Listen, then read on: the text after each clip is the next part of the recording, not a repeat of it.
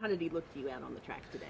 He looked really good. He was moving well. He was a little tough the first half mile, which I expected because when he comes up here, he knows it's game time. But he settled in nice afterwards and was pretty strong throughout. But as you can see, he came back like he hadn't done anything. So how do you feel about him going into this race? They enter tomorrow, but into the Lukas Classic. I'm happy with everything about the way he's going into it. He's trained great. He's sharp. He's matured. But, I mean, once again, it seems like every time we get ready to run him, it's just everything's so hard for him. I mean, getting the Derbies is hard enough, then going from the post 21. And so now we're in there, and, we've got some really, really top old hard-knocking horses. And I just feel like he dropped out of college a year early, and now he's going to NFL, and he's playing Tom Brady. He's not playing, the Falcons. So he's up against it, and he's going to find out what it's really all about. And I think he's up to it. I think he's going to show up and run really good. And if he runs really good, then that gives us a lot more options. But I don't think he'll disappoint at all. I think he's better than he was going into the Travers even. It just seems like each race that he comes back, he's just more determined in what he's doing. I think it's just a maturity thing. I mean, like I said today when he came off the track, my biggest goal was he stayed on all four legs and didn't get on his hind legs and try to walk back like we do. But he was very professional. And the first day out here, he's always tough and a little excited. So today he came off the track and he was all business. And that's what he better be to run against these horses. He better be all business. I mean, it's hard for any trainer to say they don't want to win the Derby because I would never say that. But truly, it never crossed my mind that I would run in the Derby.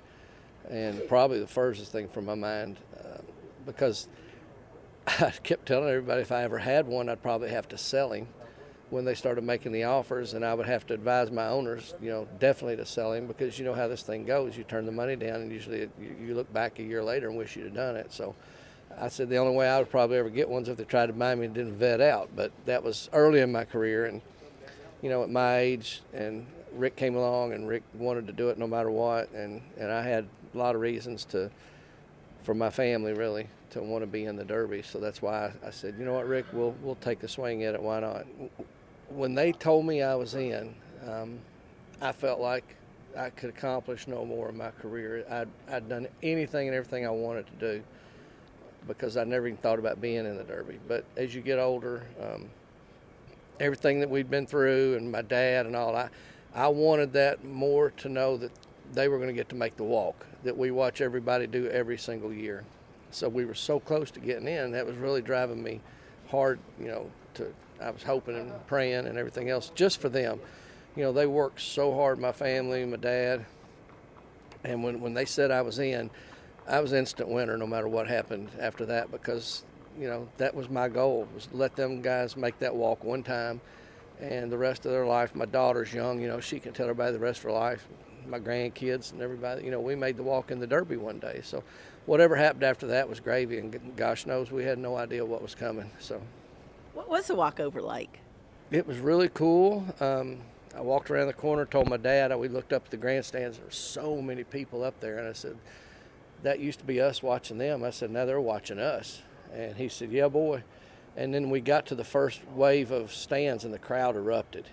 And it was so loud, and I was like instantly looking to the horses to see, was it going to spook them. And then it dawned on me when we schooled all week long, they played that music so loud in the grandstand.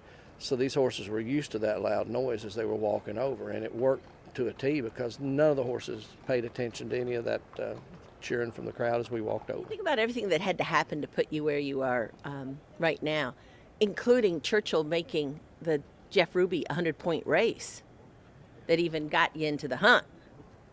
That was the biggest thing there was, and that's the reason we took the path that we took because we knew we had 2 home races without travel, and he had liked the track enough to where I thought we would have a pretty good chance of getting some points in there. And it was good because Turfway is my home base, and I support them all year anytime I can. They've been very good to me over the years. So, the two big tracks that we race at took really good care of me and changed my career forever. And, of course, everybody associated with this horse's lives forever. So I can't be more thankful than I am for that. This truly is a Kentucky horse. I mean, Kentucky born, raised, and raced, has run at all 4 dirt tracks in the state. You don't see too many young horses that, can say they've run at all 4 tracks.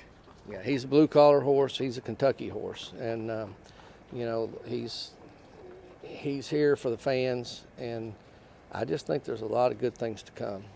I think he's not nowhere near the peak that we're going to see down the road with him. How many people would have actually been, used the word crazy enough, to think Derby after the, and you were thinking it before the Jeff Ruby.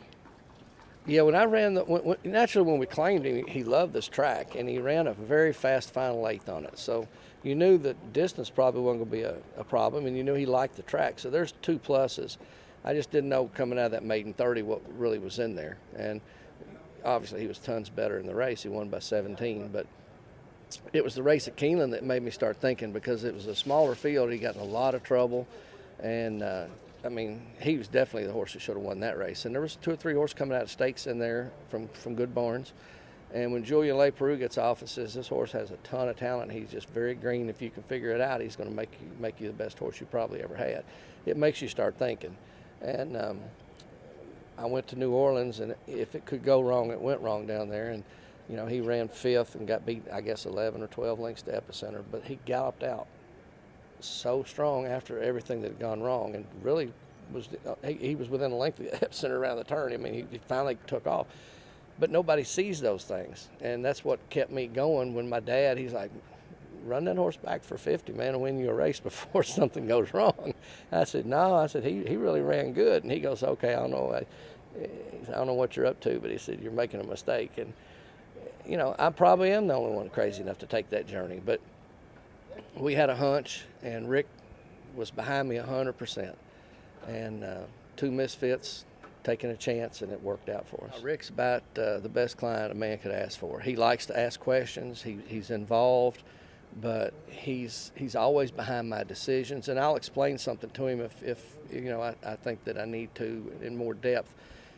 But he and I have a great relationship, and the truth is, we've always said, and Rick, he's exactly like me. What's best for this horse is all that matters. He said, I'm not about the glory or the trophies or whatever. He goes, I just want to do what's right by him. And he goes, as long as we do that, he goes, we'll get the best out of him. That makes my job really easy. And there's been times after the Derby where, they recruit us to run in races, and we get pressure from the press to, are you going to run here? Are you going to run there? And, his friends and people are, how come you're not going to do this? And how come you're not going to do that?